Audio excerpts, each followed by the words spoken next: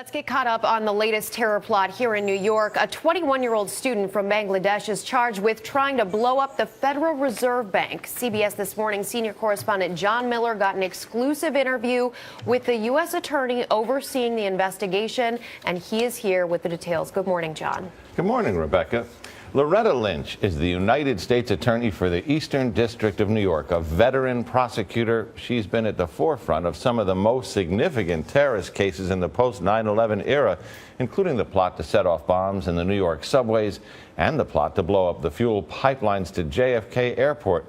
Now, she rarely sits down for interviews, but yesterday I was able to talk to her about the case that's been making headlines all week.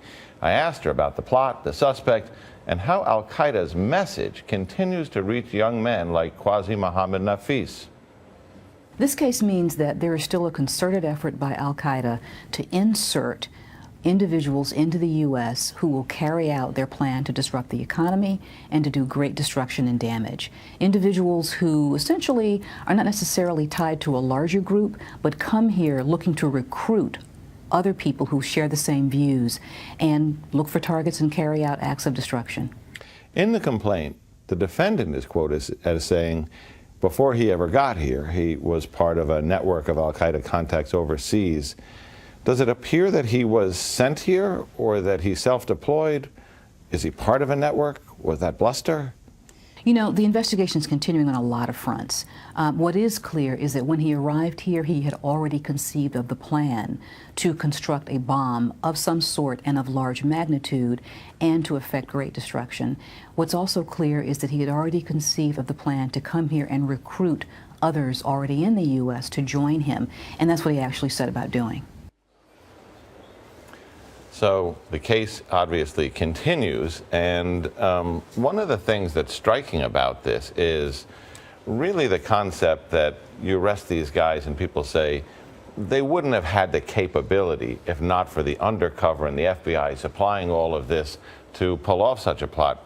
What's interesting about this is I was talking to Loretta Lynch yesterday, and she said, if you go carefully through the case, you see that it was the suspect who directed the purchase of the materials, how much to buy, what type. He came with his own recipe for this bomb.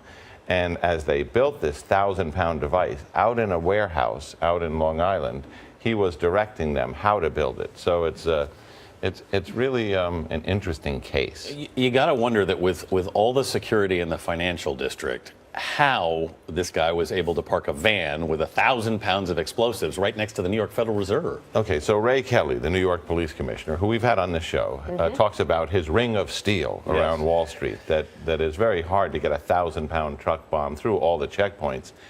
Anticipating that, it was like an episode of 24. I mean, they had to get people from the terrorist task force with all the checkpoints, talking to the surveillance teams, following the truck to make sure not that the truck didn't get through to the target, to make sure that whatever checkpoint it approached, the truck actually did get past it and didn't get stopped. So it was part of a really elaborate surveillance exercise to make sure he got to his target. All right, John Miller. Thanks, John.